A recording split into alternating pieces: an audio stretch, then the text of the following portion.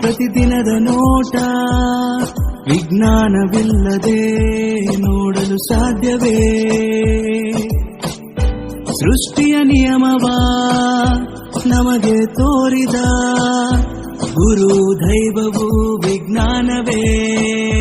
ಜೈ ವಿಜ್ಞಾನ್ ರೇಡಿಯೋಗಾಗಿ ಮಾಗುನಿಗೆ ನಮನ. ಜೈ ವಿಜ್ಞಾನ್ ಟೆಲಿಫೋನ್ಗಾಗಿ ಗ್ರಹಂ ಬೆಲ್ಗೆ ನಮನ. ಜೈ ವಿಜ್ಞಾನ್ ಆಕರ್ಷಣ ಶಕ್ತಿಯ ತೋರಿದ ನ್ಯೂಟನ್ಗೆ ನಮನ.